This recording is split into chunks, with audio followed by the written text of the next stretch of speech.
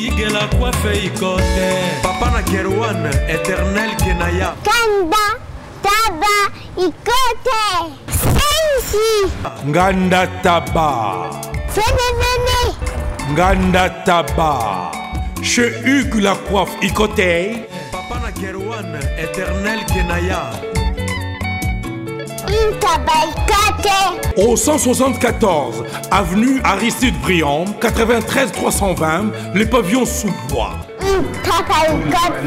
À la petite porte à gauche, association Hugues Ikoté.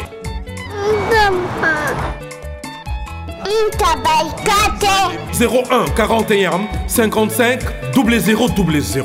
Ntaba Ikoté. Descartes Construction et yeah! Fini l'inquiétude pour la réalisation de vos constructions de rêves en RDC au prix imbattable. Grâce à votre entreprise installée en RDC uniquement pour vous, spécialisée en construction, réfection, bâtiments, immeubles, vente de terrains, travaux publics avec les ingénieurs architectes qualifiés au prix incroyable. Descartes Construction est aussi spécialisée en luminosité des bâtiments et éclairage public. Installation des systèmes d'alerte, intrusion pour des maisons et véhicules et tous d'autres services. Nous acceptons aussi les paiements par tranche au prix incroyable. Pas d'hésitation avec Descartes Construction. Vous ne serez jamais déçus. Pour tout contact, notre email est descartesconstruction@gmail.com. Notre numéro de contact plus 447 93 92 82 813 et appelez-nous pour Kinshasa plus 243 89 91 56 86 2. Descartes Construction à Tozana Mbongo Moki, opération Tongana RDC. L'agence d'export et d'import Michel Atlantic Shipping et yé bana ya Canada, bana ya USA, bomitungi sali susute. Pour tous vos achats et ventes de voitures, pièces de rechange et les accessoires possibles. Na koti na ba koli na bino na Kinshasa, bomitungi sa penzate. Please, bakoya koza koli tinanda. Pour tout contact, benga Michel Lukadi. Plus 1 508 371 60 43 USA na Canada. Pour la Kinshasa, benga na plus 243 89 551 30 38. Michelo Atlantic Shipping. Yaboye. Bazuwapi. Raph Ngindou, félicitations pour la promotion, ça la rapport à l'artiste. Que Dieu te bénisse. À qu'on n'ait pas demandé, il n'y a rien en face. Ici Cappuccino, LBG, Rambo 2, Mister Double Face, la musique bio sans microbes. Suivez Congo Promo TV avec le PDG Raph Ngindou. Eh ben, on est makambo, bison des solutions. Nanenga mabete Congo Promo Raph Ngindou, aza mutu aza na mbongo boga, aza na bakara danger. Donc, ya mutanzalate. En tout cas, félicitations, merci Sito et Oumela. Raph Ngindou, le présentateur la force créative Congo Promo. Ça la force militaire la Congo Promo. Et faites comme moi, allez voir Congo Promo, tv5.com. Donc au nom de Jésus-Christ, nous bénissons le Congo Promo. Avec Raph Ngindou, Congo Promo ne tombera jamais. Piccolo Congo Promo nde.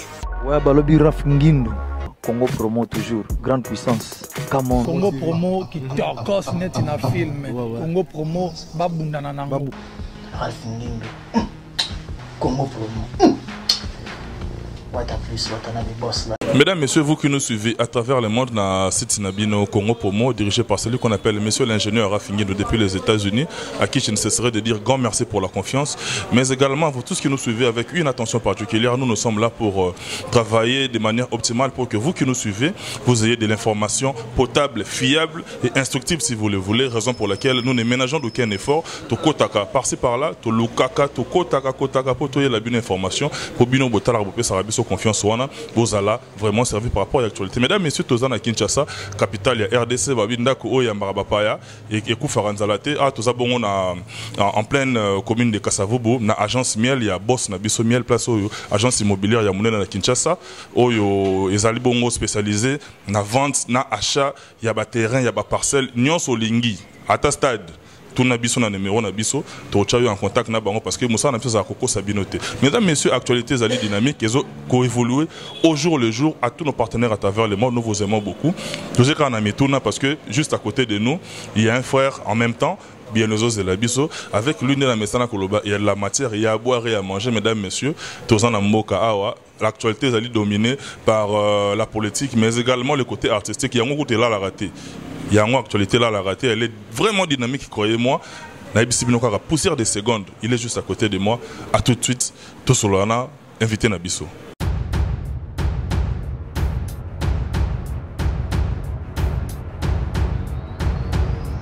Mesdames, messieurs, vous avez constaté notre invité. Il est là.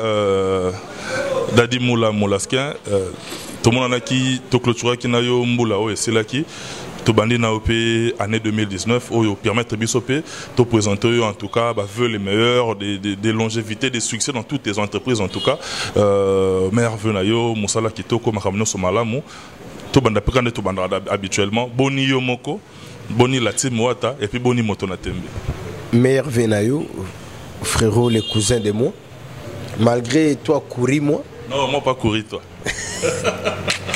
Quelle intention. Alors, quelle intention mon parla l'a évité quoi. La plus mon parla moi tenant là de fly mais toi on a Kinshasa.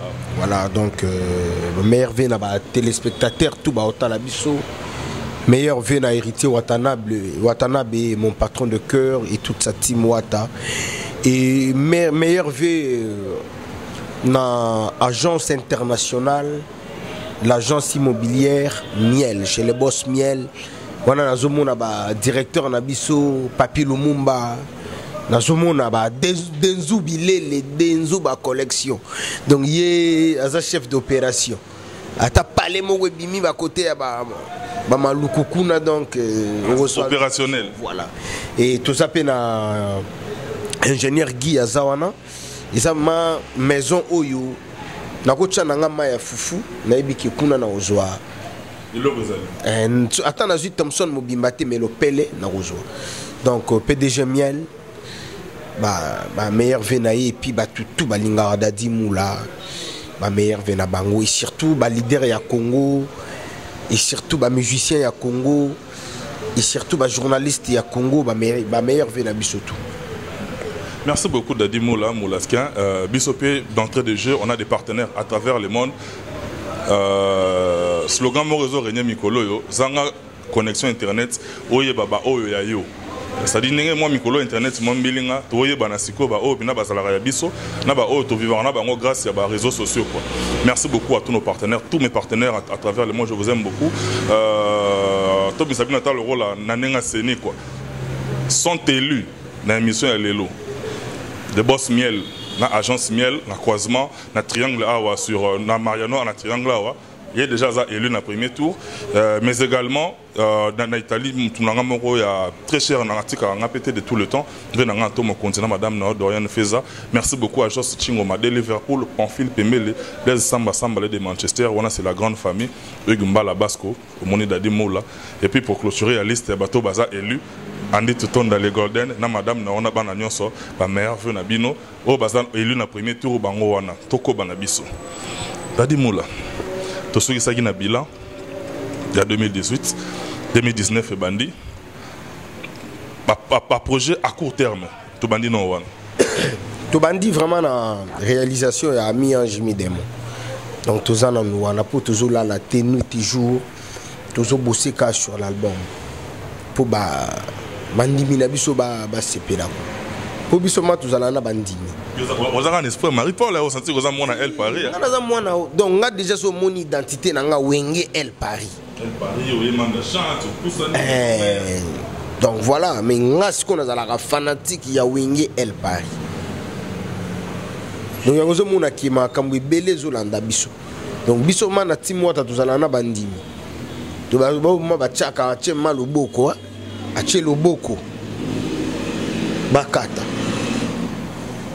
zomona donc to bandi na réalisation ya disque bandimi bazo zela ba fanatique bo biso ma to koti na ba couche tout na ba américain na ba italien na ba espagnol bazo zela mi-ange mi-démon pour ça quelle intention pour ça album oyo et comme namoni na album passé tout à qui na musique intelligente si tu comme na musique du futur to comme il est na musique intelligente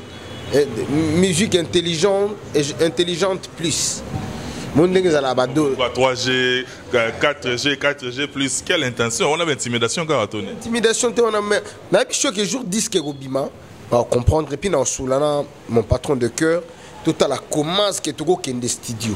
C'est 5e vitesse dans la catégorie, 5e vitesse. Parce que, qu'on se le dise, place Tozé là qui a 5e vitesse, c'est communauté, marketing, et bandagi dans le décollage, mais après, on irait stagner. C'est la vérité. On a habité na première place au Tchanani, deuxième place Nani, troisième place Nani.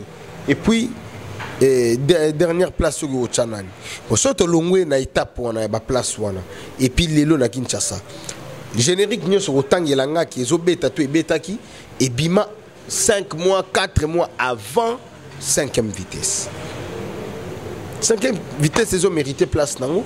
C'est bien parce que au kende partout ce batché oyo au pe batché. Ce batché oyo au pe batché. C'est ça l'essentiel. Donc tout ça sur terrain ce qui est important c'est on a tout nango. Donc 5e vitesse c'est ça.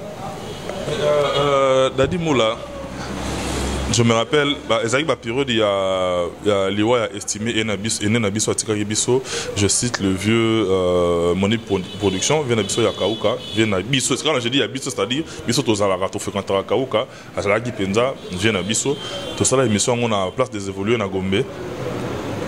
Dans le bas, dans mon Kilimobimba, Dadi Moula a postulé qui, dans le niveau Yakalamo. Après, car du coup, Dadi Moula, tout le monde a son liste. Pour moi, short list, parce que Eli Babimi, Dadi Moula, au désistat qui c'était au Salagano Ragé, c'était Salagi Kosa les Kaka. Non, on a un Kosa, non, les Kate, Babiso doit être intellectuel. En plus, les gens qui sont élus actuellement, les Kingapé n'a bagage intellectuel, les Kingapé n'a pas diplôme. Nga na zana diplôme na nga ya licence. Bon, nga na meka ekotala ba paramètres moni lelo bazo leka na ba télévision ba recours ba nini. Vrai recours ezali réflexion ya mutu. Il y a une phrase qui nous dit il faut réfléchir avant d'agir. To yo réfléchir te olingi ko postuler po okoma député. Okoma au babenga ko honorable. Mais zoye ba inconvénient te. Conséquences ces années. Alors, Batoubalanda qui discours y a sénité,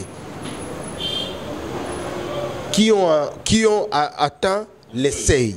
Réalité, on a été. Voilà. Ce qu'on a là qui parce que n'a postulé comme étant candidat indépendant. Indépendant, il faut pour atteindre ça, il faut on se comprend. Donc, on a déjà dès les jours là, on a paiement qui n'a élection n'est pas là. Et kende mabe. Or ce qui n'a yeba ka kego comme abou faina sur la jana PDG miel depuis kala. Faina sur la jana héritier Watanabe depuis kala wana tolinga to miser ba som moko boy oyo to kokai ko battre nini campagne ba ndenge moko boy liboma. Est-ce que PDG miel a rotika jamais yo moye? PDG miel c'est un homme qui a un très bon cœur, c'est un homme qui partage avec le jeune. C'est un homme qui aime la jeunesse. Mais non. Koyan panaye na koya pona briskete. Il faut naïa un projet. On doit évaluer d'abord les projets. C'est un responsable. Sur tali pimbe na yo mona directeur papi lumumba bazawana ba ingénieur Guy. Tona ba denzu bazawana. Il faut quand même requête na yo éco taper na ba département na yo wana nyosoto. Il travaille pas seul. Malgré c'est lui qui est en tête de l'entreprise. Il a fallu tout solo là bien avant pour bailler ba commence que ba koki ko cadrer makambo mususu. Héritier Watanabe idem. Ma partenaire nanga mususu idem. Alors na monaki qui est le paix que j'avais na bombango Bernestine ba Darmela ba Denchik ba Beni ba Belvi ba Denchik et tokotala makambo on n'a rien état, on n'a rien perdu. Là la seule chose que je dois faire pour l'instant Isali ça là peut-être na sala quitté na on zela to comme on a 2021 na banda ko sala yango donc to comme kana ba déjà terrain au préalable déjà terrain d'ailleurs na kala muwana balinga ki ba élire nga Jean-Marie Le Colassi, double boissard. Autopécie en tout cas, félicitations. Emile Le Colassi de tous les temps. Merci beaucoup, grand frère. Et puis, Yango Monique Babiso, tout ça, parmi bateaux, va travailler en coulisses, de sorte que vient Nabiso Jean-Marie à remporter victoire. Mais on n'a rien perdu, ni la guerre, ni la bataille. Mais au basé élu na Kala, on vient Nabiso Jean-Marie, à ça déjà moi na Mboka, moi na Yandaku. Je pense qu'ils vont défendre la bien-être de la commune. Toujours dans le même ordre d'idées, sois sincère avec toi-même et puis sois sincère parce qu'on est suivi à travers le monde. La couverture est universelle. Dadi Moula, s'il faut adresser un mot, parce que nous avons évolué dans un monde culturel, hein, pour ne pas dire uniquement musical, c'est-à-dire dans un monde culturel. Dadi Moula, Bandeko Belé, puis Bazoki Courage Wana, il y a oser quand même couper sa candidature dans Bango, bien que dans toutes les corporations, là où il y a des positifs, il y a forcément des négatifs. Par où Simbaki, tout le monde Bango, honorable Jean Goubal Kalala, honorable Ados Ndomasi, moi liste ça moulay. Tout y a peine à Bandeko, Bachaki Pelibaya, mais Kenenge Basoueta quitté. Je cite mon ami Alex Den de Lexus Légal, Namoni Adolphe Dominguez, Didier Lacoste Maïfoudre, Namoni P, ancien patron le roi de la forêt. S'il faut faire une analyse par rapport à Nango, au Kolobane. Bon, Naïbi Kibaza, grand monsieur, Nazoa qui au Koutanana Alex, Lexus Légal, de Solo qui c'est un homme qui réfléchit bien et qui a de l'intelligence. Et là, il débute sa carrière politique. Mais Naba vient Nabiso Moussoussou, Naloba qui a déjà, Bakenda qui trop vite en besoin. Tout de suite par rapport à quoi? Bango souci na bango zala ekaba zo trône wana. Mais ba qui ba procédure té o ba koka qui ko procéder pour que ba zo trône wana. Les pouvoirs ne se donnent pas frérot, ça s'arrache. Alors pour arracher les pouvoirs, il faut avoir les atouts. Il faut vraiment avoir les atouts. La popularité quelquefois ça joue aussi mais ça n'influence pas. Influence à rater.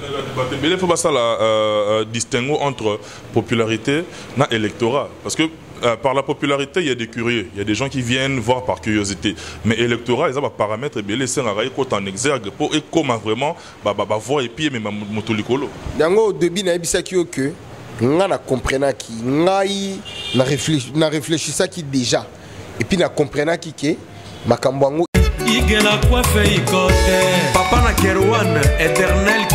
Espace de cérémonie chez Hugues la coiffe Icoté. Un cadre spécial pour vos cérémonies conviviales, pour vos retraits de deuil, matanga, fiançailles, baptême, anniversaire. Au 174 avenue Aristide Briand, le pavillon sous-bois, dans le 9-3. Référence Salon Hugues la coiffe Icoté. Votre réservation au 01 41 55 0000. Congo promo défaté. Bolandaka Congo promo pour ezolo la vérité. Avec Congo promo, it's not the same. C'est pas pareil. Check. Il faut nakende nango na banenge mokobo. Tu vois? Nakende nango na banenge mokobo. Yango Monique et Kendela Kibongo. Mais tout le monde, bon, moi je suis populaire, les gens vont me voter, je serai élu. Objectif Yangouana. Or, il faut descendre d'abord dans la base, parler avec la base. Une année ou une année ou 2 ans en avance. Déjà, déjà que non. Moi je pense que c'est déjà les moments comme ils ont échoué. Baluka sikoyo taya ko solola na ba base na bango balongo la sentiment. Donc ceux qui balongo les sentiments, je crois que ba ozala élu na ba prochain électorat. Mais s'il faut s'adresser na ba oyo baza élu un message na bango parce que ba ke wana pour ba défendre non seulement électorat na bango mais département na bino pe de pas côté culturel wana o s'adresser na ba oyo ba leki comme député. Moi je pense que département na biso ils ont député en athée. Bah tu vas défendre en gros. Supposons que le vient Jean Goubal aleki na motion à défendre cause na biso et que elekeli bongote. Qu'est-ce que tu me diras? Mais du moins, il aurait fait la démarche. Mais je pense que c'est la conclusion qui nous juge. C'est cette conclusion-là qu'on a besoin. Mais il ne faut pas hésiter pour oser, il faut toujours oser. Voilà, ce que moi je peux proposer. Je propose aux députés qui sont élus na ko retourner na conscience na bango bacha ministère de la culture et des arts poids. Papé sa ministère wana ba moyen oyo et ko permettre ministère et fonctionner bien et défendre cause ya artiste na bango. Net makambu ya poto, il y a eu les phénomènes combattants. Seul oyo kokai go sili sa phénomène combattant, c'était la primature congolaise.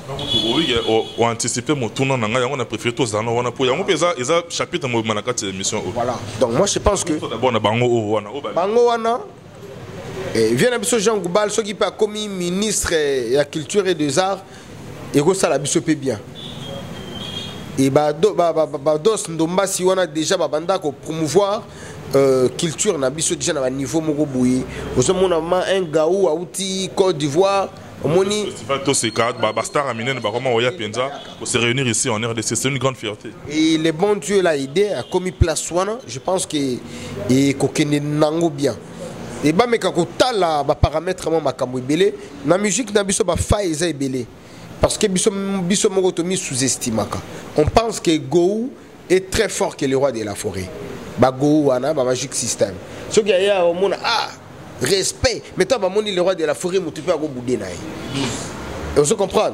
Ba mon papa chéri poto zala na bangwa. Or baza ba grand golo. Musique na biso na ba star na biso. Soki ka makambo zongi la normalité. Tu verras. Ils ont un pays africain te baoté manabiso. Et puis pardon, ba télévision na biso. Moni TV na biso kaka.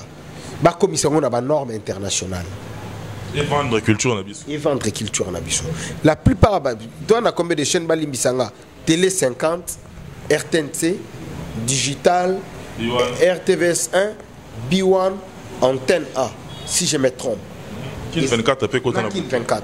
Mais ce que c'est au Tali, Kin 24, Antenne A, B1, Télé 50, na RTNC, il y a un déjà la SAT. La Canal Plus, pardon. Mais RTVS 1 est aussi à la satellite. Or, il faut ba chaîne na biso. Donc, comme ils ba chaîne na biso na ba niveau mongo que ceux qui Dadi Moula leki comme Dadi Moula parle un peu bien le français, batu oyo bazali banda va comprendre que non à Kinshasa ou encore au Congo, il y a des gens qui sont intelligents. Et na kati ya musique batu ya maïle baza. Donc Oezambula sika makambo sika totika ba futilité totelemela ba futilité comme on a ba sanction ko au beta ki émission net au fingaki aux na sanction. Avant qu'on ait le deuxième volet la question la meilleure des sanctions les alliés par consommateurs. C'est-à-dire les gens qui nous regardent à travers les mondes parce que Biso a suivi Mokili Mobimba à l'instant même en temps réel. So Mokili on les Olanda Bisoana. Il ne faut pas développer culture wana, il y a qu'à sanctionner ce qui n'est pas potable pour la consommation. C'est-à-dire, YouTube est comme un monde là où les gens viennent régler leurs comptes, là où il n'y a pas de déontologie, là où il n'y a pas d'instruction, il n'y a pas d'éducation. Montaro va on a pas attirer caméra, na bandine ko finga, est lié mais moto on a peur à vendre d'abord. Après na batuni on va bien rayer, batindeli mon code, aki azuma code, batindeli moi 1 kilo, moi 2 kilos, moi ba coller yaki. Moto on a sanctionné, azomona ki c'est que na d'aller bon, à continuer dans la bêtise. Non, Solana PDG miel jour Moroboué, tout développé quand on est tous à la cas.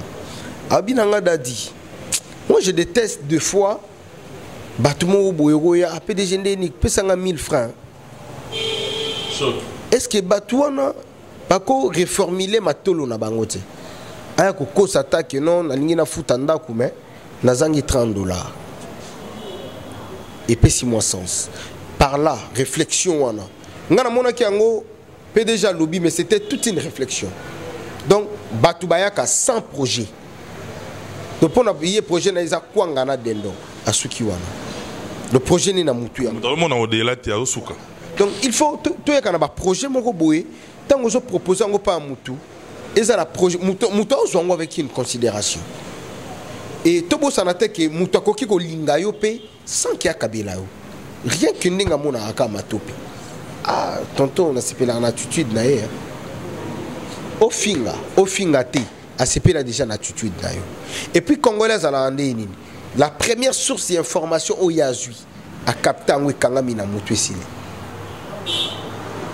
et sili ata au talisier réalité yango akobo ya réalité coûte donc ata whisky babo ya yango fanatisme comme aveugle voilà nga na condamné na nga ba consommateur te pour consommateur aro linga yo attitude na yo kaka rien que ton attitude à lingio avant que a landé la musala na yo nini jusqu'à la fin donc consommateur te l'état congolais les ministères où ils ont géré presse yangonde il faut ça tout subir en peut-être avant de sika internet migolo zo mona batebele pe le bazolela mais avant d'ici internet ils en a battu mususu peut-être ça déjà na code ya hôtel Léon azan na code ya Grand Hôtel ana code ya Fleuve Congo Hôtel à quel son bijina ya pemi azo monter ba image na déjà au sala ki tata et continue mais par ya consommateur ils en a niveau que yo bozo constater que oyo ça ne va pas soit oyo musa ne ko finga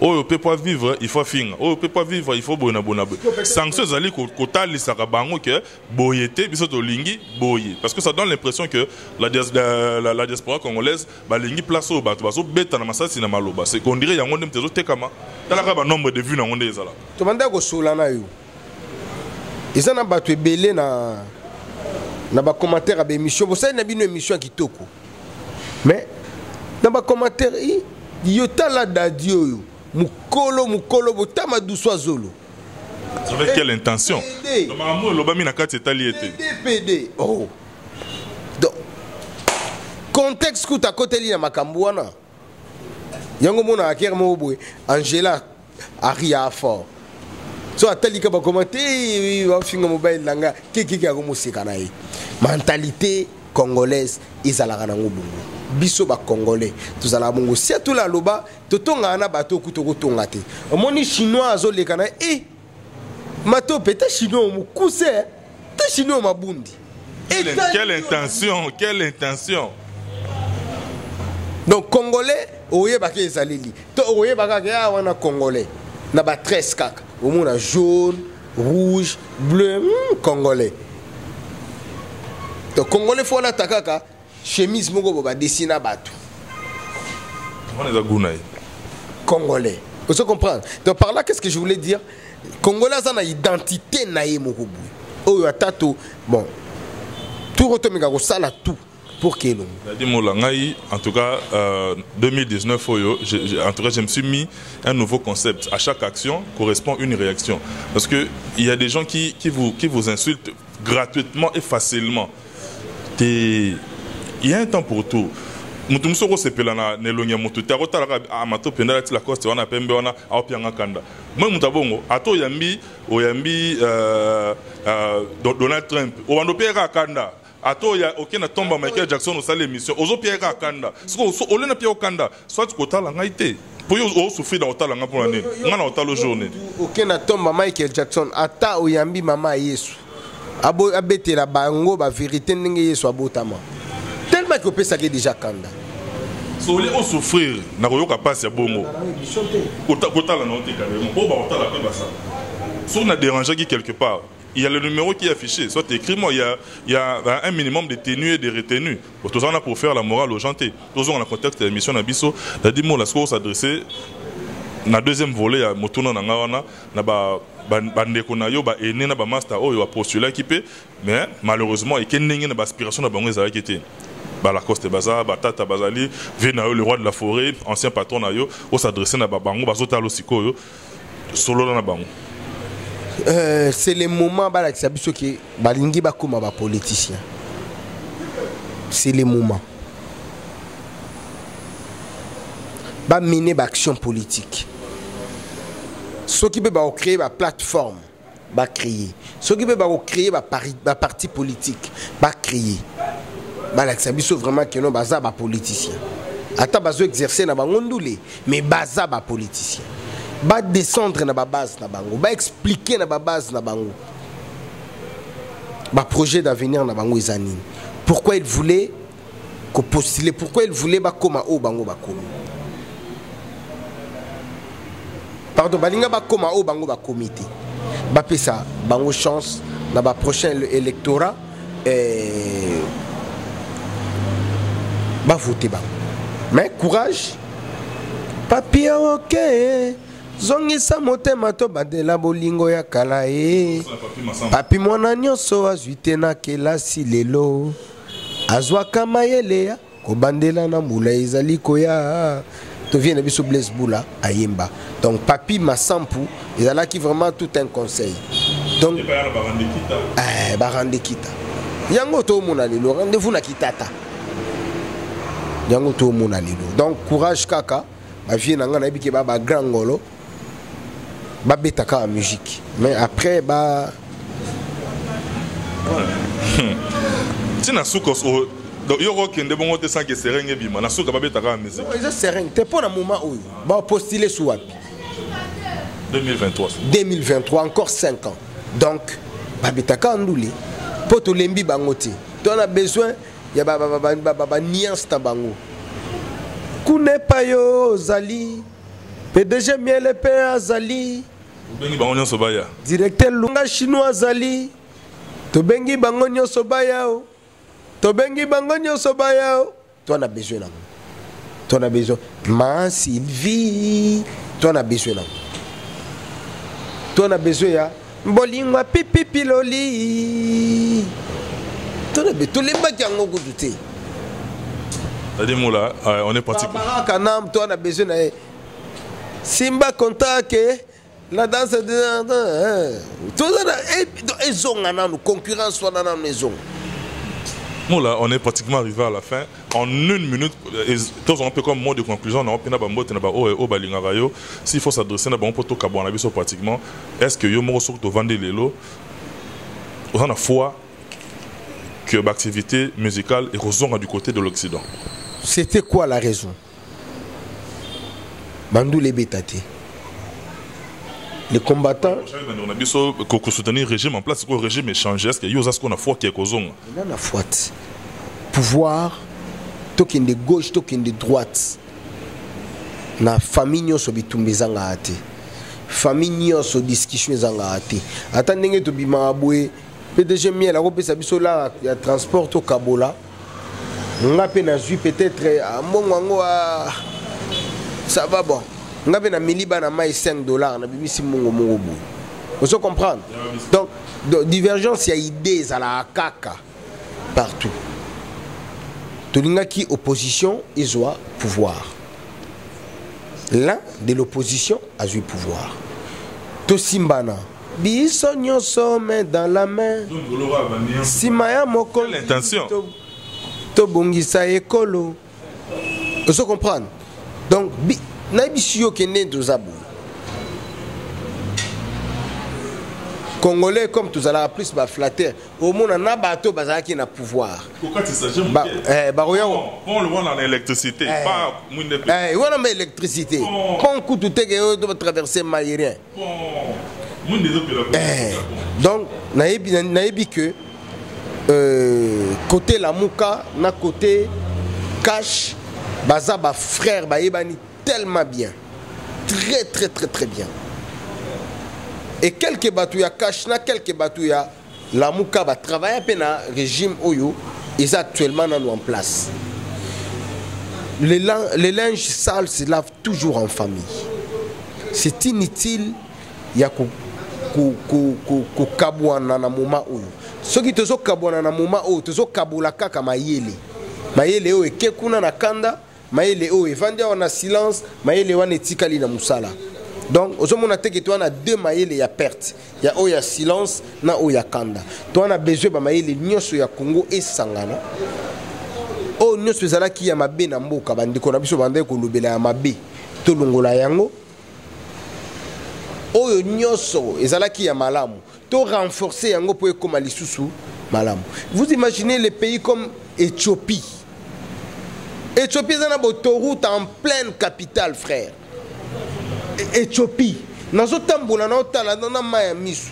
biso soko tokoli na bakomi na Kinshasa ezanga na bana mo bando bien tono bien ngo Éthiopien bayaka pembe pembe bu bando kanga batu na nzoto basengo mbongo bazokango donc bakimaka kuna bayaka awo parce que lelo congolais okene Éthiopie okimawa frère biso Éthiopie na sera Mobutu batangisa biso ka Éthiopie c'est un pays pauvre so ba bengi bino ba Éthiopien c'est que boza ba malheureux boliaka bien te mais au monde ndenge ba Éthiopien bazo vivre au Talika aéroport, t'as combien de guettes dans l'aéroport? L'aéroport, c'est comme un quartier.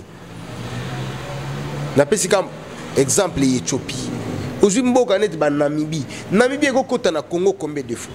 Mais Namibie, Windhoek, la ville la plus propre d'Afrique. Bah mais maintenant sur na mboka moko boye Sokop. Kende kuna frère. Est-ce que ville ya sika ba Namibie batongi pembeni océan. Na ba star américaine bazo ko somba ba ndako ba tonga ba villa wana. C'est parce que ba sangana ba konzina bango bazui nanu pouvoir ya ventre na bango ba tia à côté ba sololi biso to na besoin mon ata ba miette wana. Ce que bande ko ya 10 il y a cela 20 ans passés. Cette fois-ci ba ko c'est la biso ba miette wana 50. To rolandela na biso ki bo konzina bango te. On appelle bande qu'on a besoin de combattre. Je pense que si tu payes une maison de 200 que tu les payes facilement, je ne crois pas que et la plupart peut-être l'équipe a titre académique.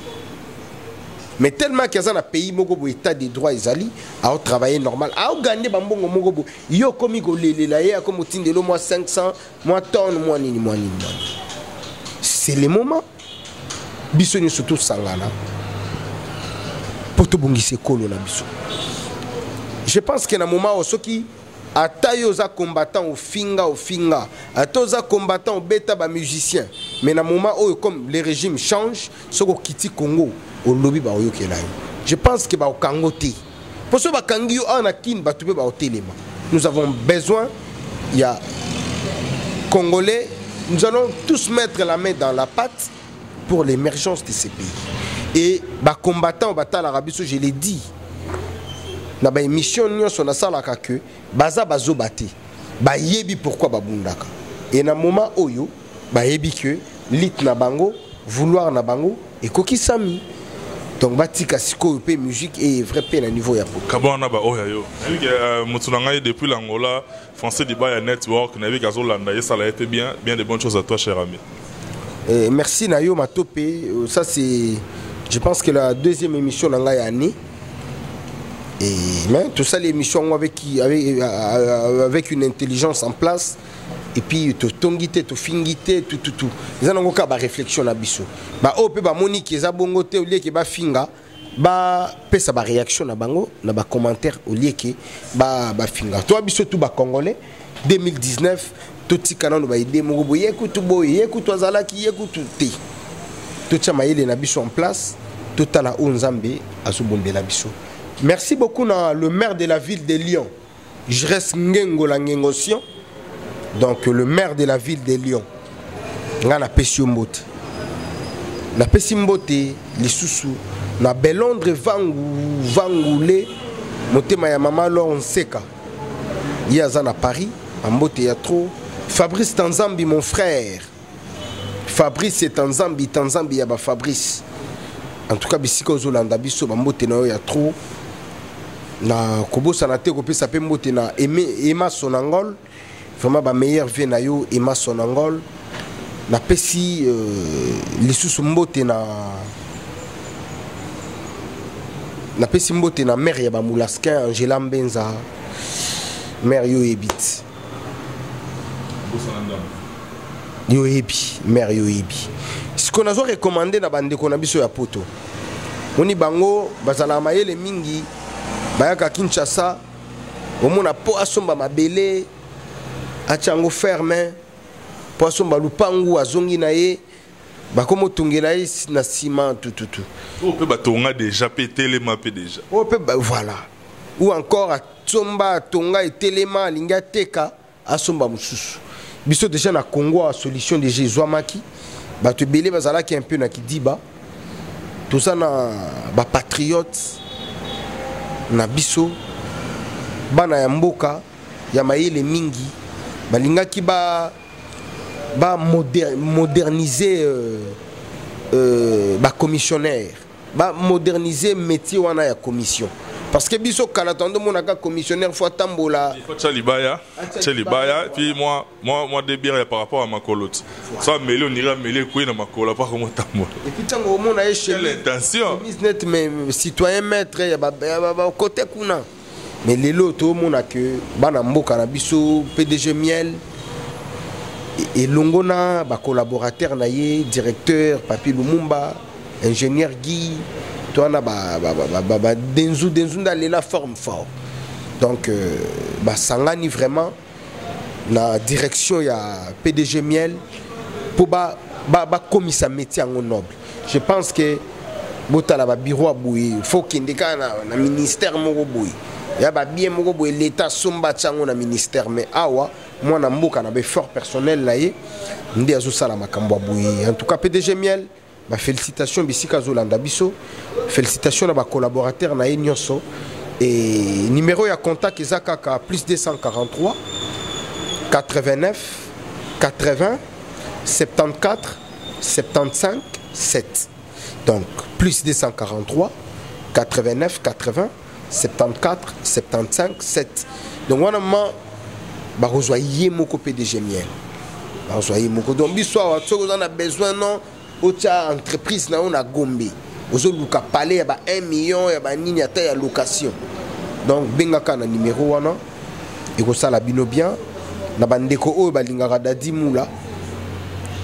numéro nanga boye ba ngo déjà bobengaka na numéro ça bon encore pinga pena des annonces te na pesa te babengaka chez auto so babengi ka na numéro ya PDG Miel ba ozwana bango dadi mula wana za numéro ya agence donc so babengi directement bazui makambo tout donc nazo beta c'était aux a besoin ko teka pali aux a besoin ko somba pali aux a besoin ya ko planter entreprise na yo na Congo on a besoin de louer un espace moko à Gaillard tout n'hésitez pas bobengaka numéro na pesaki donc voilà c'était à moi de te remercier et merci na bandeko tout balingara dadi mula NG Angela Mbenzaskin. Merci beaucoup Dadi Moula. Mesdames, messieurs, nous on est pratiquement arrivé à la fin de cette émission. T'es Naza Semé qui belle sœur. Angela Mbenza, mère Abba Moulaskin, Babi Nabiso Ernestine, en tout cas, Toligné Bino trop, son amoni Ernestine Moule, Fonamona Johanna Marilyn Matopi, Ombre jaune. Biso Tomi Bota Nabiso. Mettez. Quelle intention? Matopi Ami Bota. Quelle intention? Il est cousin de moi. Ah, sans regardant. Sans regardant. A né l'enfant. Lui, il a né nous. Lui, il a né nous. Mesdames et messieurs, c'en est fini avec cette émission. Petit Nanga Cédric Bakamana, professeur des élèves, encadreur des sorcières. Et puis Namoni Petit Nanga Iko Deko, Koko de Mazawana, en tout cas opérationnel, intervention rapide. En tout cas, merci beaucoup pour l'efficacité dans le travail. Le numéro qui est affiché, c'est notre numéro personnel. Les remarques, les suggestions, ainsi que vos soutiens, on en a énormément besoin pour faire avancer ce travail. Ngana Soukisi Nanga Bongo, je dédie cette émission à un frère et partenaire en même temps, Junior Oko Chakabananga. Depuis quelque part, place aux alliés, yo, na madame Nayo, Chimène Diorna, Libota Mobimba, je vous aime beaucoup, merci beaucoup, na ba soutien Nayo. Bino tout bolinga rabiso, bolé mbaraté parce que tous ala on a bino. La grande équipe de Congo Promo, lui-même monsieur l'ingénieur Raf Ngindu depuis les États-Unis, la PCO, merci beaucoup na coup de pouce Nayo et puis grâce Nayo on est sur le devant de la scène, nous connaissons à travers le monde en Afrique du Sud. Wapi na wapi, tolingi bino ya trop, na komi na suka. Surtout si bango motete ya mabe makasi. Prophète ba dimension. Prophète ba dimension. Prophète mata ba dimension. Prophète mata ba dimension na yebite quoi. Ah wana de dinanga na place na. Ah na kamwe ndenge ni nakobosa na grand prêtre bienvenu musukulu non prêtre na kati ya Belgique wana un bon tonton. Yazanga net ba PDG Miel. Et puis na niveau ya France Ozomona Hélène posé Kabassé les silences d'or. Hélène posé Kabassé les silences d'or. Deux fois Tenaï Bissayo.